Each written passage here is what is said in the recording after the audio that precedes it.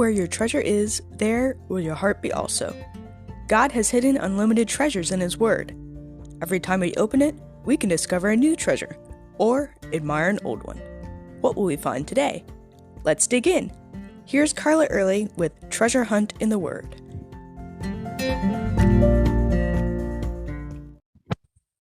If you read in the Psalms with only the context they give there, you get the impression that David got into trouble a lot.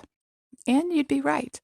As you read 1st and 2nd Samuel, when David faced any kind of hardship or trial, almost every time you can find a corresponding psalm that he wrote during or about that problem. So as you read the Psalms of David, you're really reading his prayer journal. Many aren't labeled as to the particular situation he's writing about, but he does put his thoughts, emotions, and prayers down on paper. At some point, someone compiled them for all to read. I certainly hope my prayer journals never get published for others to read, but I would highly recommend writing down your thoughts, feelings, and prayers to God, even or especially in the midst of a crisis. In today's passage, David and his men were hiding in the wilderness of Ziph. The people of Ziph informed King Saul and encouraged him to hunt them down.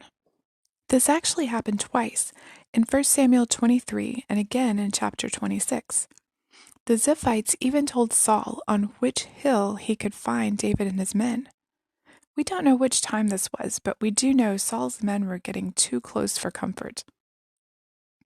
As David often did, he cried out to God for help. He said in verses 1 through 3, "Come with great power, O God, and rescue me.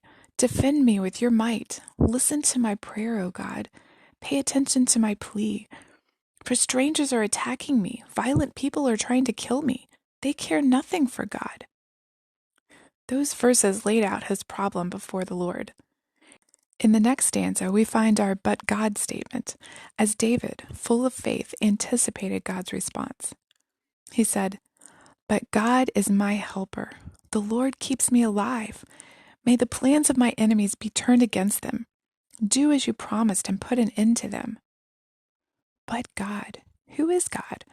David knows him as my helper, the one who keeps me alive, my protector, faithful. Because of this, David says, I know he will act on my behalf.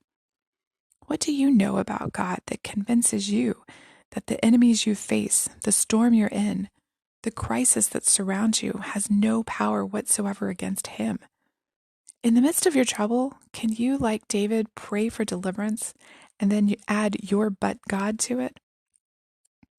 You can say, I have this problem, but God is my rock. I will not be moved.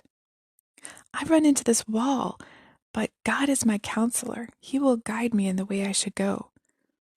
People are attacking me, but God is my strong tower. I will run to him and be safe. I have this grief, but God is my joy. I will allow him to fill me with joy even in the midst of my pain. My life is in turmoil, but God is my peace. He will hold me safely in his hand. Temptations surround me, but God is my shield. The fiery darts of the wicked one won't hit me. What did David do during this time of crisis? He told God his problem, expressed his full confidence in the Lord for protection, then praised and thanked God for giving him victory. We too can use this pattern when responding to trouble. Bring it to God, give it to him in full faith, then praise and thank him for what he will do. What did God do for David during these two situations in the wilderness? Well, in 1 Samuel 23, he let Saul get so close, then sent a messenger saying that the Philistines had attacked to draw Saul away. The second time, in 1 Samuel 26, God caused a deep sleep to fall over Saul's whole camp so that David could just walk in and get Saul's spear and water jug to confront him and convince him to leave them alone for a while. David did well to trust the Lord, and we do too. Just say, God, I know you will somehow take care of this problem and carry me through it. I want to thank you for what you're about to do. As always, we'd love to hear from you.